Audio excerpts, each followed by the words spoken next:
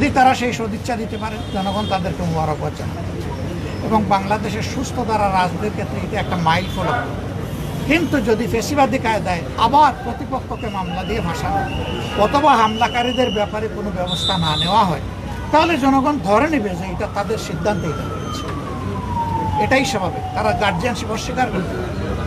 আমি বিস্মিত, আলিফ ছেলেটা চোখ হারানোর পরে বিভিন্ন দলের নেতৃবৃন্দ তাকে দেখতে গেলেও, সহানুভূতি জানাতে গেলেও এখন পর্যন্ত সরকারি দলের কেউ যায়। কেন? সরকার তো কোনো দলের না, সরকার তো জনগণের। প্রধানমন্ত্রী তো সকলের অভিভাবক। তাহলে সেই অভিভাবকত্বের জায়গা থেকে তিনি এই দায়িত্ব পালন করছেন না, কে তাকে বিরত রাখছে? এইভাবে যদি অন্যায়কে প্রশ্রয় দেন অথবা কেউ যদি অন্যায়কে উস্কে দেন, মনে রাখবেন রোগ যখন হবে তার ঔষধ কিন্তু একটাই। এক রোগের ভিন্ন ঔষধ হয় না, একই ঔষধ। জনগণের সে ঔষধ জানে।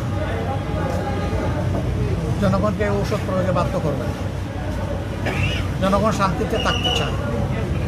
যদি এটা এই কারণে হয়ে থাকে যে গ্যাসের দাম, তেলের দাম, জ্বালানি ক্ষেত্রে কৃত্রিম সংকট, উতড়ে বিল, বিদ্যুতের এবং বাজারে মানুষের মানে যন্ত্রণা সহ্য করতে না পারার মতো দাম, দ্রব্যমূল্যের, এইগুলাকে চাপা দেওয়ার জন্য জনগণের দৃষ্টি যদি ভিন্ন খাতে নিয়ে যাওয়ার জন্য এই উপকর্ম হয়ে থাকে, জনগণ এগুলো বুঝছে।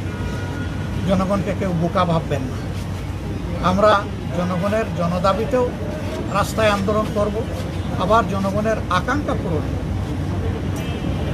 গণভোটের গণরায় বাস্তবায়নও আমাদের আবশ্যিক সংকল্প।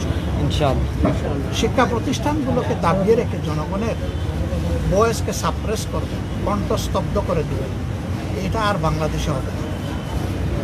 এদিন শেষ, এদিন আর ফিরে আসবে। এদিন জনগণ ইনশাল্লাহ ফিরে আসতে দেবে না। ইনশাল্লাহ আমরাও ফিরে আসতে দেব। যত ত্যাগের বিনিময় হয়, জনগণের কণ্ঠ খোলা থাকবে। আপনাদেরকে ধন্যবাদ বিরোধী দলের নেতা এখানে এটা কভার করার জন্য। আপনারা ভালো থাকবেন। যারা আহত হয়েছে তাদের জন্য দোয়া করবেন। একটা সুস্থ দেশ, সুস্থ রাজনীতির জন্য আমরা সবাই একসাথে কাজ করবো। মাননীয় বিরোধী দলের নেতা, আমরা দেখেছি বেরোবিতে হামলার পরে একসাথে 4-5টা ক্যাম্পাসে হামলা। এখানে কোনো রাজনৈতিক এজেন্ডা আপনারা মনে করছেন কিনা? অবশ্যই এর আগে এই বিষয়টা কি? অবশ্যই তারাই বলেছে যে আমরা ওইটার প্রতিশোধ নিচ্ছি। কিসের প্রতিশোধ রে ভাই? ছাত্র শিবির ক্যাম্পাসের ভিতরে তারা এক্সিবিশনের ব্যবস্থা করেছে। এটি তাদের একটা ইনোভেটিভ আইডিয়া। তোমরা এর চেয়ে সুন্দর আরেকটা করো, অসুবিধাটা, কিন্তু নিজেও করবা না, আরেকজনটা যে জুলাইকে ফুটিয়ে তুলবে তারেও করতে দিবে না। এটা তো আজগুবি জিনিস। সেখানে বাহির থেকে গুন্ডাপান্ডা সন্ত্রাসী নিয়ে, টুকাই নিয়ে সেখানে হামলা করতে হবে কেন? কি জন্য করতে হবে?